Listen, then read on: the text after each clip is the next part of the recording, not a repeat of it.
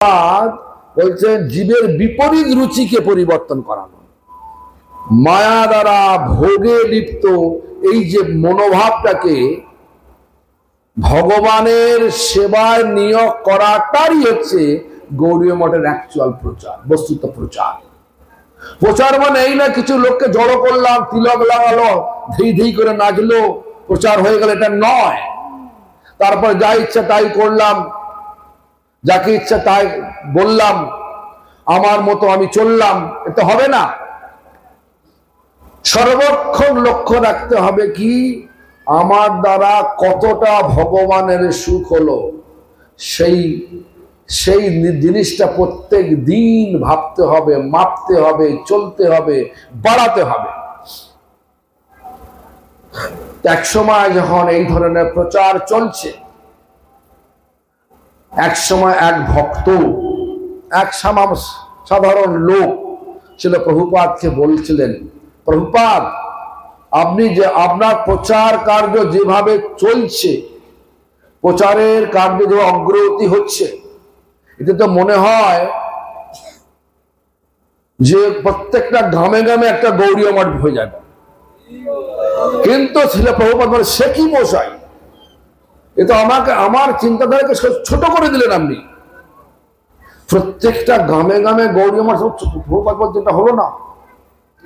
আমার চিন্তা ওটা নয়, ছোট চিন্তা নয়। প্রত্যেকটা জীবের হৃদয়েতে গৌড়ীয় মঠ স্থাপন করবো আমি। আমার মিশন হচ্ছে প্রত্যেকটা জীবের হৃদয়েতে গৌড়ীয় মঠ স্থাপন করব।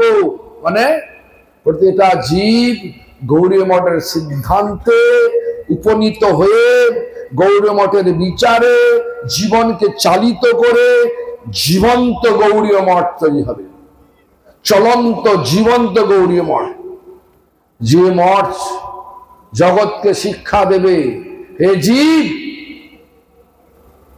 তোমরা এখানে ইট কাঠ পাথরের মিস্ত্রি হতে আসো না, আমরা সব শ্রী চৈতন্য মহাপ্রভুর বাণীর পিয়ন মাত্র। পিয়ন মানে এই নয় যে চিঠি ফেলে দিলাম, এটা নয়।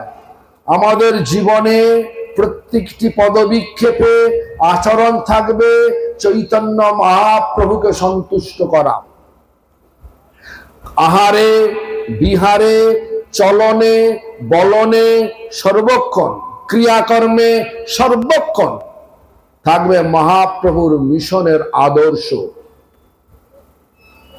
মহাপ্রভুর মিশনের আদর্শ, আদর্শ কি? দৈনতা, সহিষ্ণুতা, লাভ, পূজা, প্রতিষ্ঠা, জীবিংসা থেকে শূন্য হয়ে যাওয়া, আর সকলকে যথাযোগ্য সম্মান করে হরিনাম করা, যেটা চৈতন্য মহাপ্রভু স্থাপন করে গেছেন শিক্ষাশ্লোকের 3য় শ্লোকের দ্বারা। তো যাই হোক, সেই শিক্ষা নিশ্চয়ই জানেন সকলে। ত্রিনাদপি সুনিচীন তরৌরিব সহিষ্ণুনা অমানীনা মানদীন কীর্তনীয় সদা হরি। সকলে এই প্রভুপাদের অতিমাত্র চরিত্র আরো অনেক, আমি অনেকক্ষণ বলে ফেলেছি। আমাকে বলেছিল 30 মিনিট বলতে, আমি 35 মিনিট 40 মিনিট বলে ফেলেছি। তো যাই হোক, আমি এখন এখানেই আমার কথা বিশ্রাম দিচ্ছি।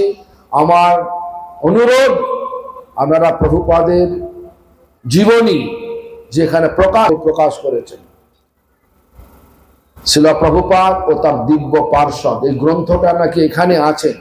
আমাকে বলছিলেন সুদর্শন প্রভু, এই গ্রন্থটা এখানে আছে এবং গীতাও আছে। তো এখন দিতে না, আমাদের সভাপতি মহোদয় সভা চালনা করবে। এখনো বলছে এখন রান্না হয় না, ওই জন্য এখন সভা চলবে। তো এখন সভাপতি মহোদয় এখন বলুন।